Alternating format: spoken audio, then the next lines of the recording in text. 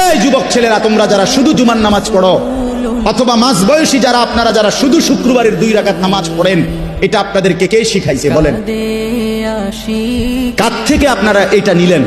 এজন্য যার ফজরের নামাজ কবুল হইছে তাকে আল্লাহ জোহর পড়ার তৌফিক দেয়, যার জোহর কবুল হইছে তারে আল্লাহ আসর পড়ার তৌফিক দেয়, যার আসর কবুল হইছে আল্লাহ তারে মাগরিব পড়ার তৌফিক দেয়, যার মাগরিব কবুল হইছে আল্লাহ তারে এশার নামাজ পড়ার তৌফিক দেয়। তাহলে আমনে চান্দু শুক্রবারের 2 রাকাত নামাজ পড়া আগে দিয়েও ফজর করেন নাই, পরে দিয়েও আসর করেন নাই, মাগরিব করেন নাই, সারা সপ্তাহ নামাজ করেন নাই, আমনের জুমার নামাজের কি দশা আমনে বুঝেন?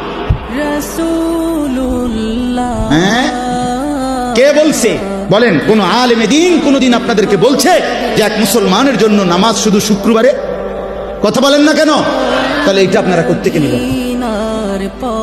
কিভাবে নিলেন আপনারা? মসজিদগুলো দোতলা হয়, শুক্রবারে জায়গা হয় না। মসজিদ ভাঙ্গা নতুন মসজিদ হয়, জুমার নামাজে জায়গা হয় না। মসজিদ কি শুধু জুমার নামাজের জন্য না 5 ওয়াক্ত নামাজের জন্য?